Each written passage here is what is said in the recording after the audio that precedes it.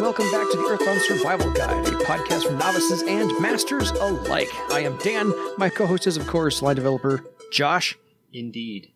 For Earthdawn 4th Edition. And on today's podcast, we will be discussing all things thaumaturgical, oratorical, and illusory, because today is all about Illusionists. Misdirection. Oh, look, over there. Just kidding. But if you have any questions for us, we'd love to hear we'd love to hear any feedback, positive, negative, and we'd like to answer your questions as they come in. We did a whole bunch last episode, so contact us at edsgpodcast@gmail.com. But otherwise, do we have any announcements we want to make first before we dive into the imaginary pool? We mentioned at the end of last episode that the Kickstarter for Empty Thrones is live and going. As of the release of this episode, it would be about halfway through. It is scheduled to run until... End of July? July 31st at 9 p.m. So Nice. basically, it will close out the month of July. And they'll be in your mailbox August 2nd. No. Just kidding. That was the illusion. That was the verbal illusion. The PDF version will be delivered just as soon after that as we can get it done. We turned around the Iopos book really quickly, and we're looking to do Empty Thrones the same. That may even turn around a little bit faster because it was in somewhat parallel development, and so a lot of the production work is... concurrent. You know, in terms of artwork and whatnot, is already underway. So anyway. Yeah. But no, yes, it met its goal very quickly. It is achieving stretch goals, and... we're really excited to release. I can't wait till we get a little bit further on into the process and maybe get the book out so that I can talk more about like the thought process that went into it and cool stuff. Yeah. So some of which may have already been talked about on the updates to the Kickstarter. So even if you have not backed yet, if you follow it, you should, I think, maybe be getting an update. Maybe getting updates? I don't know how it works with Kickstarter. I don't think you get updates if you did not... Well, what you can do is you can the money doesn't get collected until the end. Yeah. So you can just pledge like $1. Mm-hmm. And if you actually back, then you get every update that goes out. Yeah. And you just get it in your email box and you can see it. So worth every penny. You can go to the Kickstarter page. Worth every penny for $1. You get all the information that's coming out anyway. So. And if you cancel before the end, then you don't pay anything. Because one stretch goal has been met. Do you want to tell people what it is? The first stretch goal has been met. Yeah, the first stretch goal, which is a poster with special art that is being done by our art director, our new art director, James Austin, mm-hmm. who has done amazing work getting artists wrangled and providing artwork himself and stuff like that. He has been phenomenal, and we're so happy to have him, and he is incredibly eager and asks great questions, and we have great discussions, and it's great to work with him. I'm really happy with that. Cool. And he is doing... I am not going to reveal here what the artwork is, because it is a minor spoiler for some of the content in Empty Thrones. That's okay. So I'm not going to talk about that here. Nope, no spoilers. We did see sort of the preliminary sketches in our developer meeting last night, and it's kind of cool. Disregard the discussion on the Facet Discord about the poster being a pinup of Uhl, dressed either as depending on who initially told it, a pinup of Uhl either dressed up like Sting as the young Harkonnen in David Lynch's Dune. Wow, or that's a stretch. Or alternately, idea. And the one that I think is perhaps even more disturbing is Uhl in the outfit that Sean Connery wore in the movie Zardoz. Oh, good gravy! I have a friend that is, I can't say a Zardoz fan, but he owns the movie on DVD. And he's passed it around, and I have refused to watch it because I know exactly how horrible it is. No, that is not accurate. Just go look up the poster of Zardoz. You'll know exactly what it is. It is not. Yeah. In fact, Uhl does not appear on the poster at all. The second stretch goal, which is possibly reached at the time this episode goes live, based on the rate we're going, more than likely, is going to be a set of personality cards. Basically, because we're commissioning art for all of the major NPCs and several of the minor ones to go in the book, mm-hmm. we are going to be releasing a deck of 46 sort of trading card size cards that will have the artwork on one side for the character, person, and a few stuff on the back. That basically, like, if you are running the adventures or you are adventuring in the places where you are, the game master can pull out the card and say, and here's what they look like, without needing to, like, flip in the book and show the page and stuff like that. They will have an actual card. And if these do well, we will, because this is the first time that we're doing cards, we will investigate doing cards for other stuff. Yes. So Earth Dawn trading cards. Sort of, yeah. Yeah, been a while since we've had those. So anyway, check out go find the Kickstarter, Empty Thrones on Kickstarter, and more info is there. And if you can't find it for some reason, we've got links a bunch of places as well. So anyway, should be able to find it. Should be able to find it. So on to Illusionists. I have one player who has played a Windling Illusionist for a number of years and has just dusted them off again to rejoin our group after a small hiatus. Cool. So that character I find to be a lot of fun. I don't play that character, but I find that character to be a lot of fun the way that my friend plays that Windling Illusionist. Yeah, Illusionists are another magician discipline. They are the third that we have talked about in our series here. Yep. They are, as the name implies, masters of illusion. Mm-hmm. And connected with that, deception and misdirection and mental magic. Yes. Basically magic that deals with perception and one's awareness of surroundings and things like that. Illusions are tricky. They're almost like the practical jokers. And Illusionists can be seen as like practical jokers, tricky, like annoying characters. Mm-hmm. Like there can be that aspect of them if you've got somebody who leans really heavily into the prankster, practical joker type kind of thing. Yeah. But what I was actually getting towards was illusions as a concept, yes, as spells and so forth, can be a difficult... When I said tricky, I was not meaning like, oh, they're tricksy. Sorry. I was thinking more like, they can be a difficult... Well, that was a poor choice of words on my part. They can be a difficult thing for a game master to have in the game because of the way that the mechanics work. And the mechanics for illusion spells have changed a bit over the various editions as things have worked or not. And I had a blog post that I wrote for the developers, the Facet Games blog, about illusions and stuff like that. Because illusions, I think more than any other school of magic, bring up the most questions and debates and discussions. I can see that, yes. Because of that. And the changes to 4th edition for the way that illusion spells worked, we kind of divided them into two different groups and also laid down some things about how disbelief works for it and sensing illusions. And that's, it can be an awkward situation. Fair. And we'll save that discussion for slightly either later on in the episode or a whole other episode. Either depending on time, whether we get into this episode or when we talk about illusionist spells, which we do have on the slate to talk about as a dedicated thing in the future. We may prep. I may prep a little bit more for that to talk about it a bit more focused rather than being off the cuff, because it is an area that requires a certain amount of care and precision when you're talking about it, and I am just not in that headspace right now. Which is fine. You wrote a blog post about it. If all else fails, I will at least link the blog post in the show notes, and you can go find that blog. I need to track down the link. Hopefully, no answers will happen as we go from there. So, Illusionists, as you said, are here about deception, and the way they wrote the Adept's Way essay is it's for the benefit of everybody because it makes you begin to trust your senses and so forth. Skepticism. But some illusionist legitimate skepticism. And some illusionist spells aren't all illusions. They have to have some that work just to keep you on your toes. So, of course, the important attributes are charisma, because you got to sell that. Perception and willpower, because you're a spellcaster. And that's big D, big U, big H. They got to happen there. And the karma ritual I love for the illusionist is that it's not the same karma ritual every single time. No.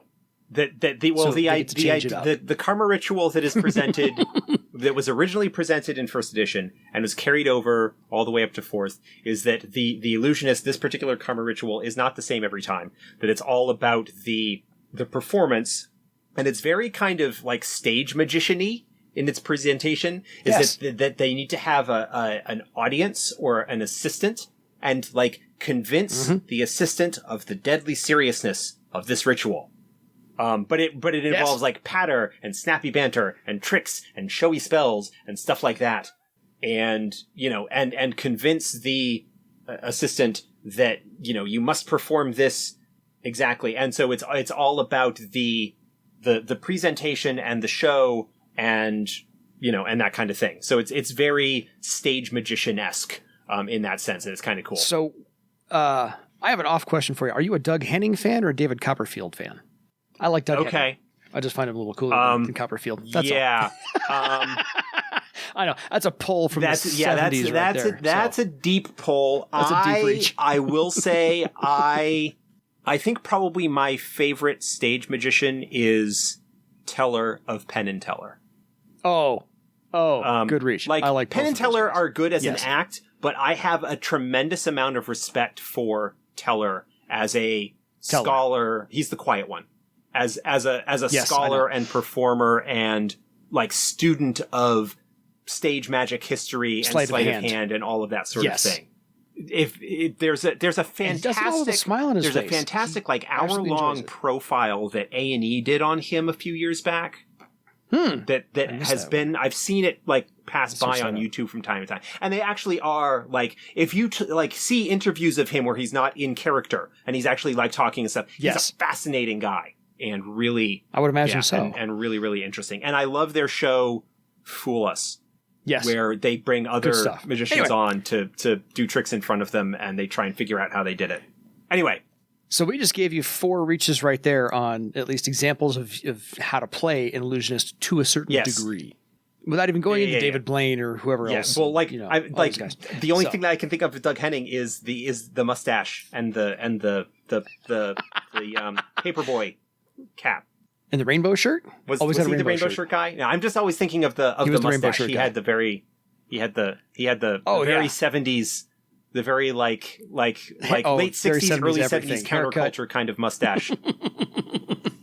Totally. So yeah, deep reaches on all the illusion stage magicians. So artisan skills, again, for most of the magicians are acting and robe embroidery because that's how they get their spell matrices. Acting for the illusionist, obviously, because they've got to sell the performance. Robe embroidery because it is traditional as far as the old school style of having the matrices woven into and their spells woven into their robes. Although for an illusionist, that may not be something that you want to do if you're not trying to advertise the fact that you're an illusionist. Or perhaps you could even have your embroidery indicate that you maybe are not an illusionist, but perhaps have sigils and designs that are more wizardly or elementalist or whatever in style. Exactly. Totally. The Renssel, the elf illusionist from my Long-Term Riders on the Storm campaign, who appears in a couple of examples in the player's guide, was an illusionist. He took embroidery as his skill. His grimoire, to like tie into the stage magician thing here, his grimoire was handkerchiefs, each of which were inscribed with the runes for the spell that were all knotted together, and he kept them up his sleeve. So when he needed to access his grimoire, he would be pulling a string of handkerchiefs out of the sleeve of his robe. I was expecting like maybe playing cards as in like pick a card, pick a card. His was handkerchiefs. One of those like card tricks. Yeah, but handkerchiefs is even better. I just like all of that. Either one of those would be good, but handkerchiefs is just this extra level of cool. So my head is off to you, sir, or ma'am. He was a he. But so they're fair.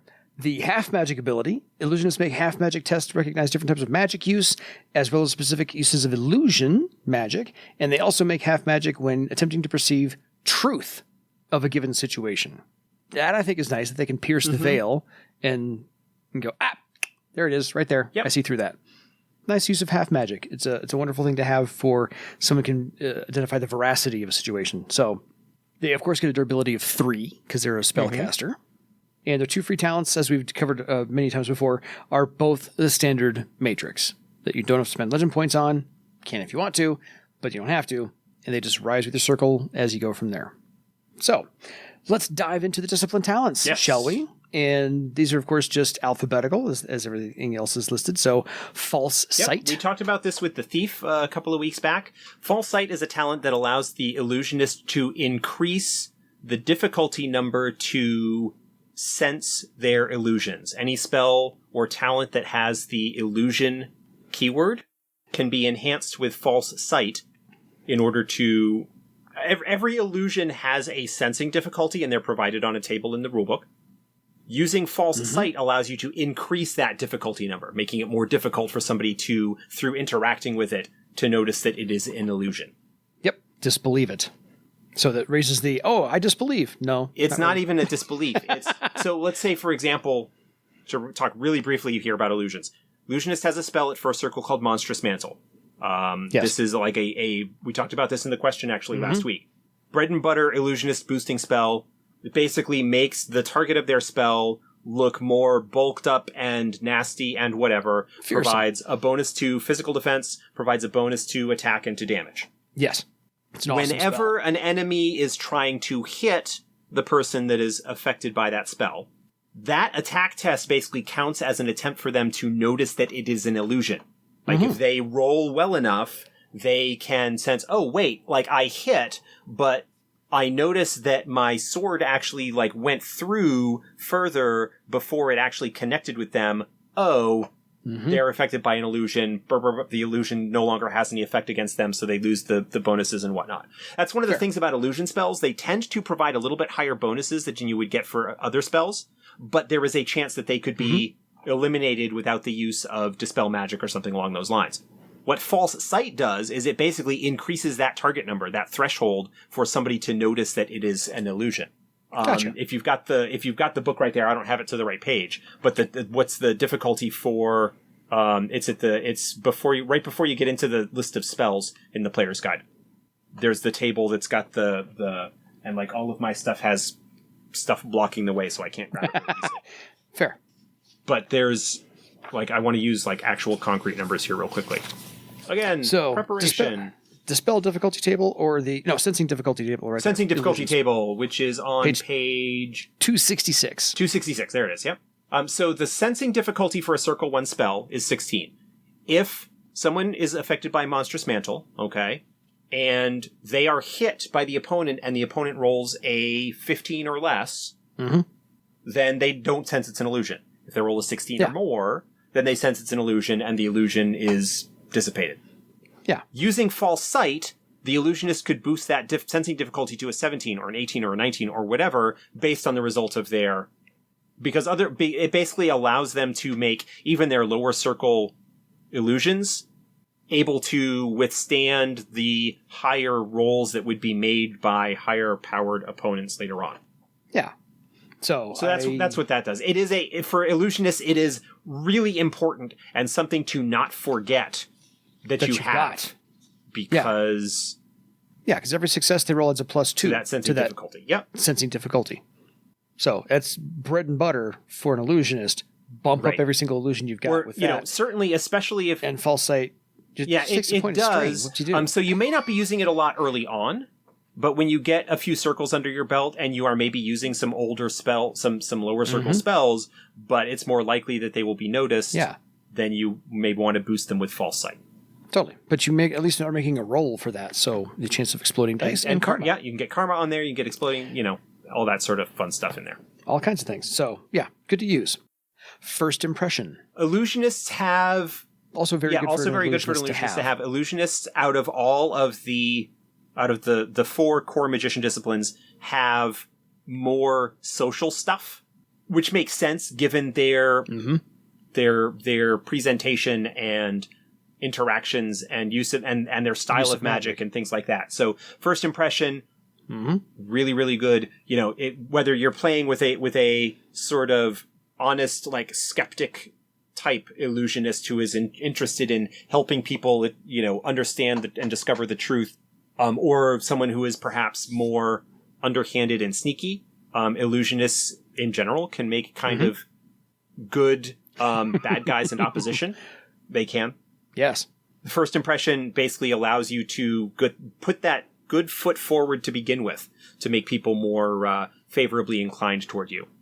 Exactly. So, because every once in a while, maybe somebody's been caught by an illusionist before, so they have a negative inkling already. So if you announce that you are an illusionist, they're already going to be set off on the wrong attitude to have towards you. So yes, first impression is good to have. Then pattern craft. This is how, of course, how you learn spells. This is the rewrite of read and write. Not only learn spells, but other magical study and things like that. Yeah. And then you've got basically the last three. I mean, pattern craft, spell casting, and thread weaving. Right. That's if you're a magician, those are you need those for if you're going to cast spells. Those are not options. You have to have those. So those are in there. Anyway, so moving on to second circle, they, of course, get the +1 to a mystic defense. Yep. As a spellcaster, that's pretty standard. And then they get true sight. Since we talked about false sight, they get true sight at second circle. Yes. True sight is sort of the partner to false sight. True sight basically allows you to add a bonus to your rolls to notice or see through illusions. So it's the escalating arms race that magicians have. Yeah. Right. I mean, illusionists, illusionists have the ability not only to make their illusions more effective, but to more effectively see through the illusions of others. Yes. So the arms race. That's pretty much second circle. I can't see any reason to argue with any of those. Third circle, they actually get to spend a karma point on interaction tests. Yep. Again, kind of bringing in that more social flavor that you don't see with other magicians, but is kind of key to the illusionist style. Totally. And their discipline talent is conversation. Yep. Another social talent. Really playing on the interaction. Yeah. Really playing with the interaction game, the social talents. This is the one that, first impression allows you to get that initial boost. When you're first meeting someone, conversation is the one that allows you to do a more longer term, manipulation and maintain that relationship. Totally. Fourth circle, because we're going through these quickly. +1 to a social defense, because again, the escalating arms race. Right. Yep. It makes sense for the illusionist as the most social one to get that bonus. And disguise self, an appropriate place for it to be, since you should have had your foundation, your true sight, your conversation developed before you learn how to disguise yourself to be not looking like yourself. Right. And disguise self was available as an option to thieves. There is, the illusionist has overlap with the thief in some respects, or it's more like the thief has some stuff that overlaps with illusionist. Yes. And the illusionist has a little bit that overlaps with troubadour in terms of the social. They don't have the full suite of amazing social manipulation stuff that the troubadour has, but they have other ways of doing that manipulation basically through their illusion magic. And so disguise self, we talked about with the thief, allows the adept to appear as someone other than themselves, including changing their size to a certain extent. Yeah. But yeah, they can change their size and erase to a certain extent. To a certain extent, yeah. Not a huge extent, but a certain extent. I mean, a Tiskrang would have a hard time appearing as anything other than a Tiskrang. And other races would have a hard time appearing as a Tiskrang because you can't grow the full-size tail. Mm-hmm. Appearing as an Obsidiman or an Obsidiman changing their shape, their size, would be a little bit difficult, although you've got the troll that you can kind of go with for there. Yeah. But, even then, even if you can't necessarily appear as another race just because of who you are, obviously it's very difficult for a Windling to appear as anything else than a Windling using disguise self. But you can look completely different from what you otherwise look like. Yeah. You can change skin tone, hairstyle, hair color, dress, whatever you're wearing, all of that. So you can look like a completely different Windling or a completely different Obsidian or a completely different Tiskrang. But most of the other races aren't too difficult. Right. Too difficult, within reason. But again, it's a talent. Roll it. Get some exploding dice and go to town and see what happens. So again, first four circles, discipline talents, nice core, good foundation. Let's get to some options. My favorite one, arcane mutterings. We've talked about this in the past. It's peanut butter sandwiches. Yeah, it's a fairly standard, and it plays really nicely with the illusionist in terms of it's the distracting one. One of the things that you can do as an illusionist, if you are going to be the type of illusionist who is going to pretend more often to be to be a different spellcasting discipline, is to pick up optional talents that are common to that other discipline, so that you can sort of present that way. Like arcane mutterings is very useful to present either as a wizard or a nethermancer. Not quite so much elementalist, though I think they do get it as an option. Yes. but like that is a talent that is kind of along those lines. But again, Arcane Mutterings is also a nice, just general like social distraction thing, which plays nicely with the Illusionist as it is, even if you're not going to be going with that role-playing route. Yeah. Arcane Mutterings as a talent is almost like the spell of just any kind of it's a verbal illusion. That's all. It's all a peanut butter sandwich is just to confuse and distract you. So, yes. And Elementalists do get Arcane Mutterings, so absolutely could present that way as well. Astral Sight, which I think is a duh for spellcasters to get. Yeah, pretty straightforward for any spellcaster to have available. Unlike Wizards, where it does kind of play really strongly into their like studying magic as magic idea. It's not as necessary for Illusionists. They may not care about the magical patterns or magical study things quite so much. But it's nice. But it's generally useful and would make sense with their study of magic and patterns and so forth that they do have, that it would be something that would be available to certain members of the discipline. Absolutely. And then, of course, everyone gets awareness. They get it as an option. Awareness, pretty standard. Yep. Love that one there. And one of my favorites to use, Deadfall. Again, overlaps with the Thief. Yeah, we talked about this with the Thief. Allows the Illusionist to play dead, effectively. It doesn't last for very long, but it would last... It generally lasts long enough when it's successful that the Illusionist can then sort of make a getaway. We talked about the problems with this when we talked about the Thief. It generally tends to only work once for some groups. Yes. Like, as soon as they realize that, oh, we thought he was dead, and then he came back again and he used Deadfall, now we, like, hack every person that we want to make sure is dead into pieces. Scatter the remains. Scatter the remains. The magic of Deadfall is sort of intended to give the Illusionist a chance to get away if that's what they're after.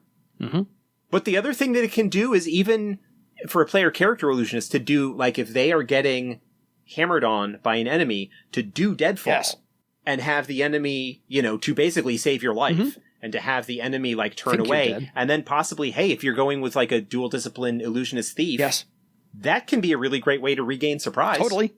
and to get in a new surprise strike or something like that. So that's a possibility. Or, I mean, even without the Thief benefit of surprise strike, they thought you were dead. They are not paying attention to you anymore. That allows you to gain an advantage. Yes. In a combat situation, potentially. My Thief did that. He ran in first and actually used Deadfall to let the bad guy know that, we were a very easy to handle party. And so I died first, air quotes. And he ignored me, and I did exactly that. The rest of my team came in after that. All fun was had. We won. Moving on to the next talent option is Mimic Voice, which goes along with the Disguise Self. Yep. But this is an option. Yeah. This is an option only because there wasn't a discipline talent place to put it. Fair. If you are going to be going with a very like deceptive con artist, thief slanted illusionist, Mimic Voice goes along with Disguise Self really well, and it's probably worth dropping into an option slot somewhere. Yes, totally. And then Speak Language.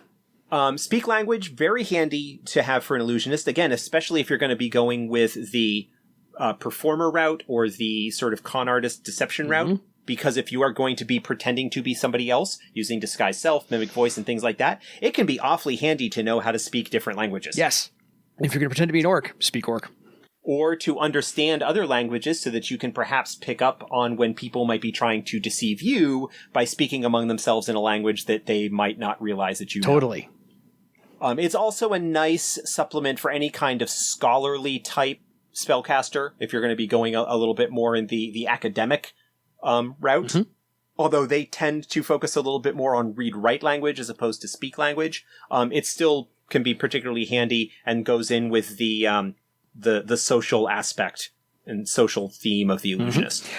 Standard Matrix, which of course is if you want to start off with 3.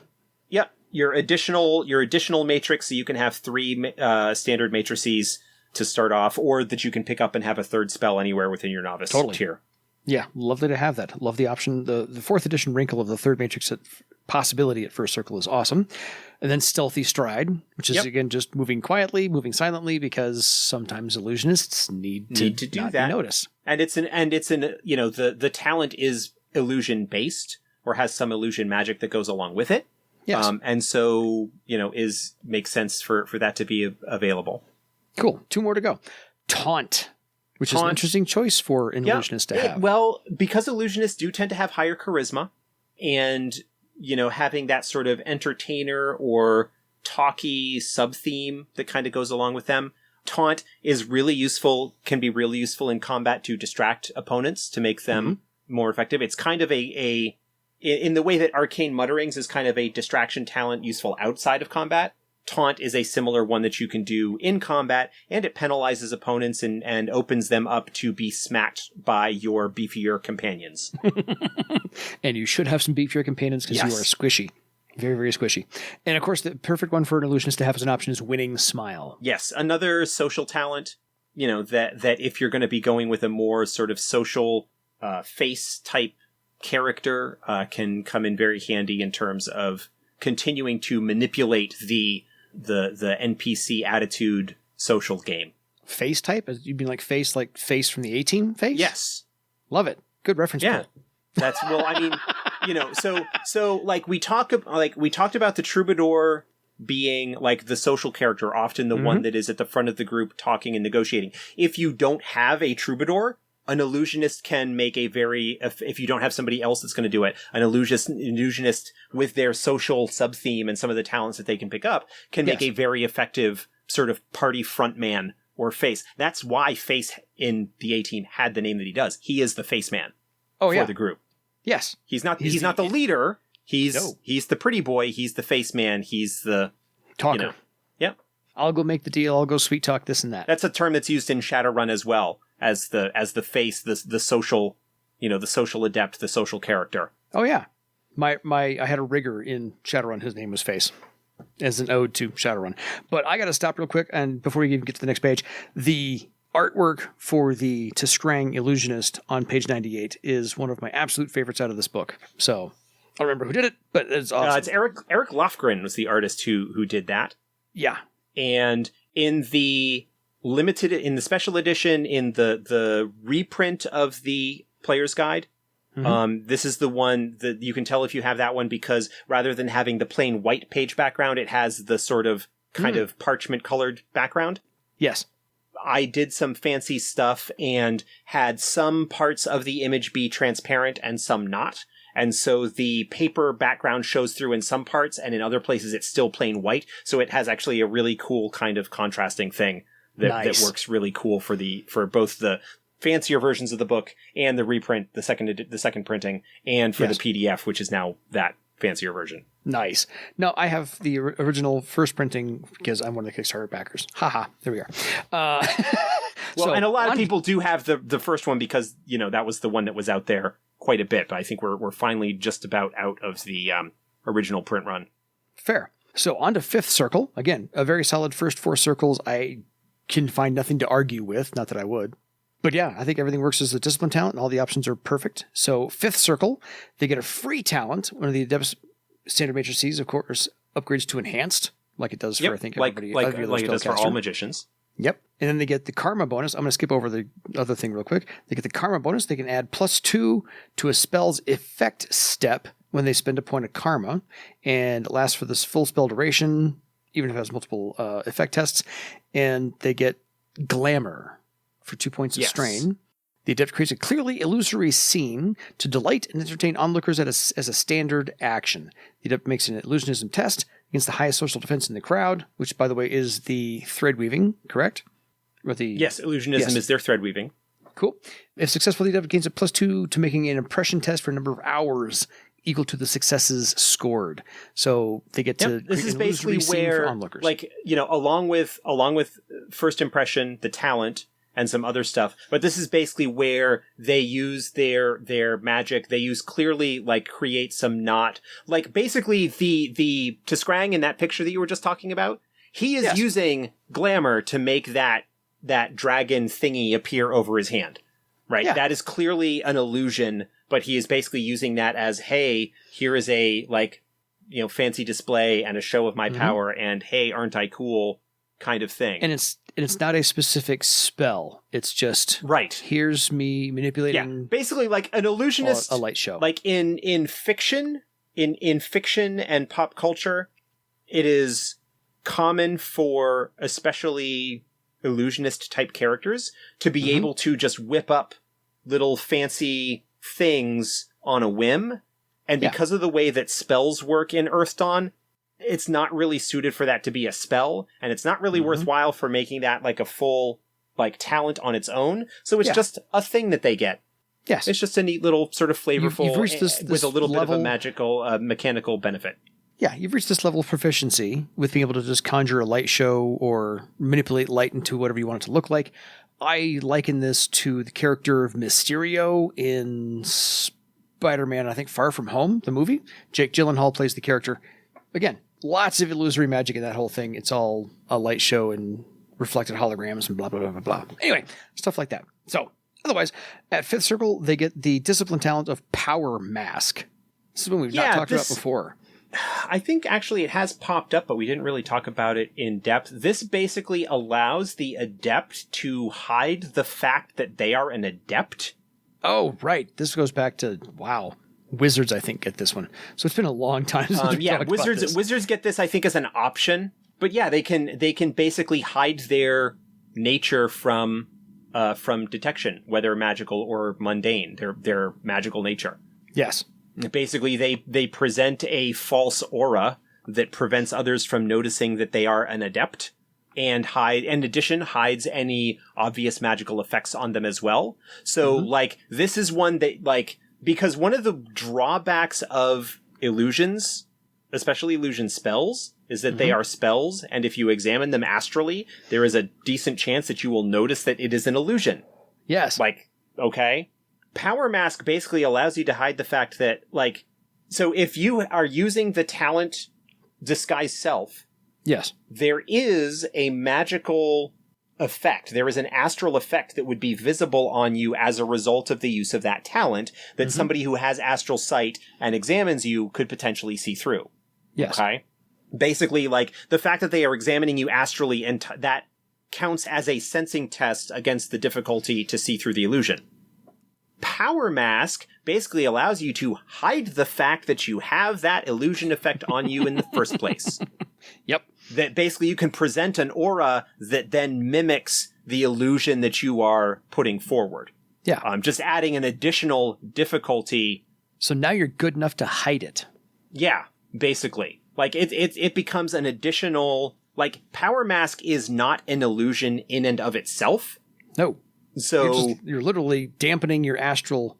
Right. And so you can appear as a normal person. If somebody looks at you astrally, it is possible that they can see through the mask if they roll well enough on their astral sensing test. Fair. But if they see through that Power Mask and you have another illusion in place behind it, they might not then, they would then have to, like, sort of look further to potentially see through it. So it's basically like another layer of protection.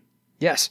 Over your attempts to disguise or hide your any kind of illusory nature or whatever true that you might be doing. Or your illusory self. Right. Whatever self you want to hide, Power Mask lets exactly. you do it. Yes. There's the phrase. If whatever self you want to hide, Power Mask lets you do it. Okay. Had to get that one down again. On to 6th Circle. They, of course, get the +2 Mystic Defense. An additional Mystic Defense bonus. Yep. And Will Force, because Will Force, the standard magician 6th Circle talent, which is basically allows you to substitute Will Force talent in place of your Willpower in any spell effect test, which basically allows you at that point to start spending karma on effect tests that have a Will Force effect roll and a bunch of other stuff. And it automatically has some oomph, because whatever rank you put in it is automatically added to your willpower. So congratulations. Right. Yeah. So yeah, it's just, that's your oomph, and enjoy that. 7th Circle, you get a +1 to your initiative, finally. So you get to go hopefully first, or at least closer to first. And then Hypnotize, which again is that stage magic.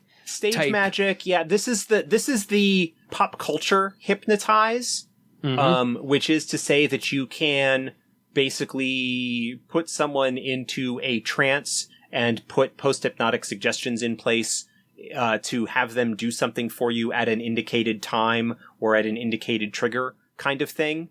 Or just forget the number 8 because it's fun. Yeah, well, I mean, actual hypnosis does not really work that way. I know, I'm just kidding. But pop culture hypnosis does, and this being an adventure game, you know, that's the kind of thing that you would want. And Hypnotize can actually last for a while. Well, and this is a whole lot more fun. Yeah. versus real it's got hypnosis. it's got an effective duration for the post-hypnotic suggestion of hours.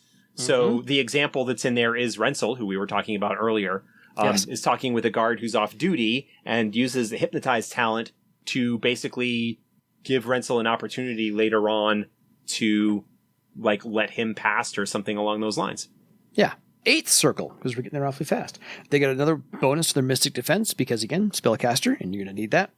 And hold thread, which again is a spellcasting, which is the standard, the standard magician, spellcasting associated talent. I think everybody gets hold thread at 8th circle. It's kind of another of those tools that further enhances what the magician can do with their spells.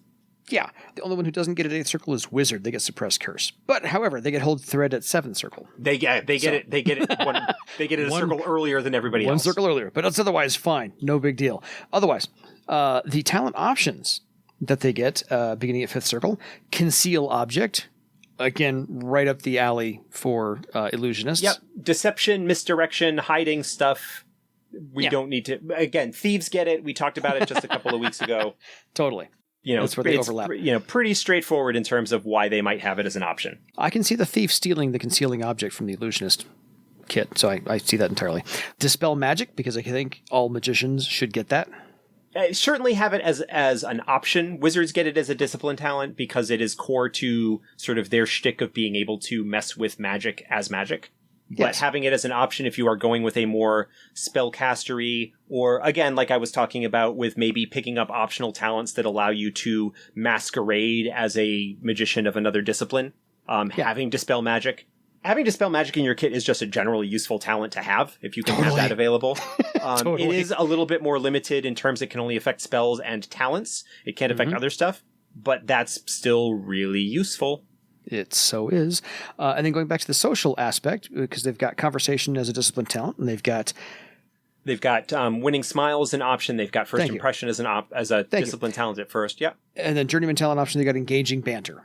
Yep. Not given their other social talents, especially with arcane mutterings, they don't really need engaging banter as a discipline talent. But if you're going to be going with the social type, it's certainly not a bad one to have in your bag of tricks. I was just going to use the exact same phrase. Enhanced Matrix, because of course they should get an Enhanced Matrix at 5th circle or higher. So, again, they basically get access to another spell matrix if you're going to be going with one that is going to be focusing more on having lots of spells, and you want to have more ready to go. You can seldom go wrong by having more matrices. Yes. And then, of course, going along with Conceal Object, Fast Hand, another little Fast Hand we talked about with the Thief. That allows you to basically swap things around secretly and quickly. Frighten, which I think is interesting for an illusionist to have, but incredibly useful, because instead of just the party tricks and the flashy light show, is a good talent. I think this is a good one. Yeah. Again, another one like Frighten is typically associated with the Nethermancer. So if you are going to perhaps be masquerading as another discipline, that might be one to pick up if you're going to be going that route. But I mean, Frighten is, in a sense, from an illusionist standpoint, the way they would present Frighten would be the actual frightening illusion, as opposed to drawing on the gloom of the grave and dark spirits the way that an Ethermancer would. But like the ability for an illusionist to use their illusions to frighten or terrify or make targets quake in their boots and wet their shorts. It certainly is something that would be available to the appropriate follower of the discipline. Exactly. Moving on to Resist Taunt, because of course if you have Taunt as an option... Yeah, if you're going to be a socially focused character, Resist Taunt can be awfully handy to have, because it allows you to potentially resist other social targeting effects, like First Impression or Taunt or anything along those lines. Yeah, so it's the escalating arms race once again. 3 to go. Slough Blame. We talked about that. In the Illusionists kit. Oh, yeah. No, that wasn't me. That was them. Haha. Yeah. See? Absolutely. What illusionist or stage magician would not use that? It would almost be... I'm not sure what to remove out of the discipline talents, but that would almost be a discipline talent in my eyes. Steal Thought, because again, a magician should have Steal Thought. Yeah, a magician, having that as an option if you are going to be going with a more, like, magic-focused illusionist, one who might be sort of an investigator, and trying to pierce other illusions or to see through deceptions and whatnot. There are, powers and effects and spells that would be targeting Mystic Defense, and having an active defense against them is definitely worthwhile. Yep. And lastly, because of course they're a spellcaster, Tenacious Weave. Tenacious Weave pairs very nicely with the False Sight. Tenacious Weave basically allows the magician to make their spells harder to dispel. Mm-hmm. Because illusionists do have some real spells in their repertoire. So, having that to make it more difficult for, if somebody's not going to be going with the sense seeing through illusions, and maybe like a wizard trying to brute force a dispel magic, you don't need to know that it's an illusion spell if you can just dispel it. Yes. And so being able to increase the resilience of your spells to make them more resistant to being dispelled and disrupted can be certainly something worthwhile if you're going to be going with a spell-based kit.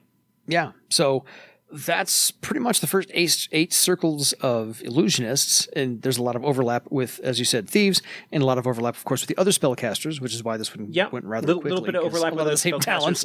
Little bit of overlap in terms of with the Troubadour, in terms of some of the social aspects and performance aspects that they have. Illusionist Troubadours complement each other very, very nicely. If you do get to the point where you might be looking at multidiscipline combinations. Yeah. Because there are a lot of talents that sort of overlap there, and things that you might want to have taken as an illusionist show up in the Troubadour kit, and vice versa, so they can complement each other very nicely. Illusionist Thief, because we talked about how there's a lot of overlap with some of the thief abilities, and how some of the thief talents have illusion aspects to them. And so you could then, instead of you get False Sight as a discipline talent as an illusionist, so it wouldn't need to pick it up as a thief if you're going to be going with that route. And again, the ideas of deception and whatnot pair very nicely with each other. So those are kind of two really popular cooperative disciplines if you're looking at a multidiscipline combination. Illusionists, because of the complexity that can be involved with illusion magic and some of the things that are in the illusionists spell list, which we aren't going to be getting into here, but anybody who has looked at it will kind of know what we're referring to.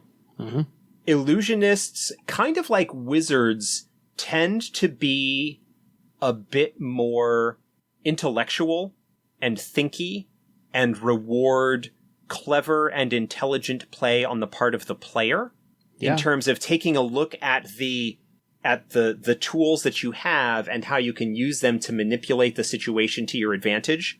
But where a wizard would have a much more sort of direct, raw, intellectual hatchet to a problem, the illusionist is a much more finesse and maybe getting around the problem rather than cutting right through it with magical brute force. Yes. But illusionists can definitely... sort of the four core disciplines, you've got the wizard and illusionist tend to be a bit more thinky and rewarding, a little bit more thinky and theoretical and esoteric, planning in their own way and planning. Whereas the elementalist and neithermancer, who we haven't talked about yet but will be shortly, have a little bit more practical and grounded approach to things because of spirits in part, but because of the other stuff that they have and their general theme. Neithermancers do have a little bit of the esoteric, but it's more in the sense of we are exploring realms beyond. I said we. Josh's side gig. Exploring the distant realms and the lands beyond, but there is still something very practical to that in the terms of understanding the denizens and the things that inhabit that place and might come into our realm as a result. Yeah. So there was a little bit less of a theoretical aspect of that you would get with a wizard compared to another mancer. But yeah, illusionists can make really good investigators, despite the there is traditionally a strong philosophical antagonism and rivalry between illusionists and archers, because archers are very strongly perceptive, but also very direct and traditionally very direct and plain-spoken, and don't have much call for artifice and beating whatever. around the bush. Like the archer essay from Adept's Way basically talks about like illusionists are trash and they are awful and I hate them because that archer is very direct and whatever. And the illusionist essay doesn't really respond to that at all. But like there is yes. potentially that antagonism, but I am suddenly like calling to mind of an illusionist archer buddy cop situation. like a Murtaugh and Riggs or yeah, no, that's good. Like that would like it, you know, like a Holmes and Watson like elementary kind Butch of and Sundance, you know. But yeah, that would actually be really interesting. Oh, that should be in a novel somewhere. It really should. Yeah, like as a multidiscipline thing, illusionists and archers, like an illusionist archer is like would be really, really hard to square that circle. Yes. But as two individuals, it could be potentially a very interesting dynamic in there. It's kind of like Thor and Loki. Yeah, if you watch the Marvel movies, Thor is very straightforward. He's not exactly an archer, but he's incredibly straightforward and speaks his mind. And Loki is absolutely conniving and illusory magic the entire way. He is a bad illusionist. Yes. Like, I mean, he's a great illusionist, but he's a bad guy. He's evil illusionist. Illusionists can make really good investigators because they tend to have the high perception. They are, because of their notion of deception and seeing through artifice and things aren't always what they seem. And truth and lies and things not always what they seem can be very... that's why I was thinking like the archer illusionist buddy cop situation where they both can make really effective investigators, but they approach them from very different directions. Oh, they'll both make the astute observation. It's just a matter of how they get to that point. Right. Yeah, illusionists are cool. Illusion magic is a little bit funky and can always raise some questions, but it's cool. I think a good chunk of what we did with them in 4th edition kind of cleaned up some of the questionable / annoying edge cases that would show up in terms of disbelief and stuff like that. Lingering questions. And any lingering questions about how all that works. Yeah, in terms of bizarre timing of how things work. But no, I really like illusionists. In all honesty, I like all magicians. I think illusionists are probably 3rd on the list, like 5. Tied with elementalist, if like for my personal thing. But I've seen them played very effectively, and I can certainly understand why some game masters don't like having them, because illusion magic can be such a headache to adjudicate. Fair. No, like I said, my player who plays an illusionist, I happen to be playing a character in that game as well, so he and I are buddies. And everything he did, his character kind of glommed onto my character, and everything he did made me look really, really awesome, more so than I actually was. But if I hit somebody, he would follow up immediately with their version of magic missile. It's the ephemeral bolt. Thank you. Couldn't remember the word of it. It's a big esoteric word. So he would use the ephemeral bolt after that. Then I would hit the target again. And then they would use true ephemeral bolt after that as well. So they just made me look awesome. So it was just one of those, he paired with me and we did pretty well that way. But then his other illusion magic would just come into play at other times as well. So yeah, when done right, and the player involved in that is very heady, very well thought out, very planning in how these spells could work in any situation. Yeah, if you're the right player for an illusionist, man, you will have a blast doing it. It can shine. If you can be creative with the tools that you've got on hand, and have a game master that is willing to go along with you on that, it can be really rewarding to be an illusionist. And like we had mentioned sort of in the course of our discussion here, they can make really effective facemen, frontmen for a group, with their social talents and, generally higher charisma, and stuff like that.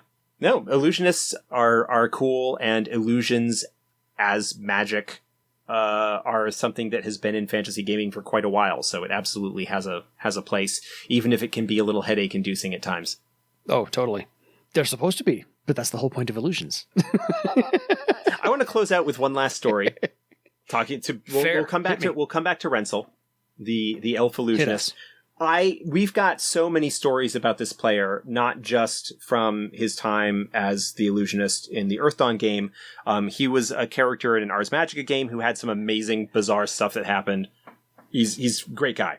Anyway, there was one situation where, like, the group woke up one morning and they were sitting around in their home. They had, at that point, they were fairly advanced in their career and had actually gotten rewarded because of their service to the king of Thrall with property in one of the inner cities. So they had a house that was theirs, basically.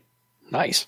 And they like woke up and were sitting around talking one morning and just like role playing in character or whatever. And Renzel basically, you know, as they were discussing, said to one of the other characters at that point, "Oh, by the way, how are your eggs?" And the character goes, "Oh, no, they're great." And then Renzel's response is, "They're not real, you know."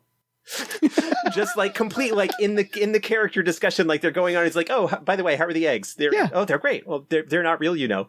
I was working on like not just the visual aspects of an illusion, but also the texture and taste and other sensory senses, things that go along. And it just like I think people cracked up probably for a good 5 minutes as a result of that. Nice, absolutely. That's like if that's the sort of thing as an illusionist that you can live for, it's cool.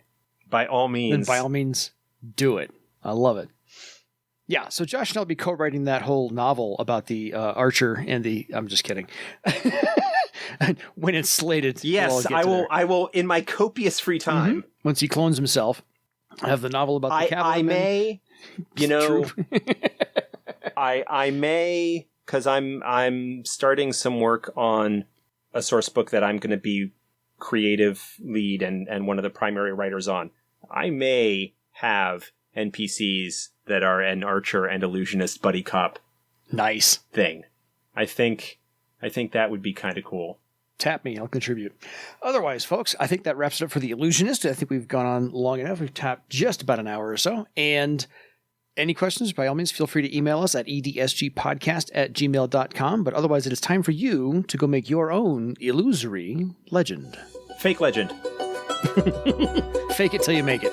Fake it till you make it. Good night, everybody.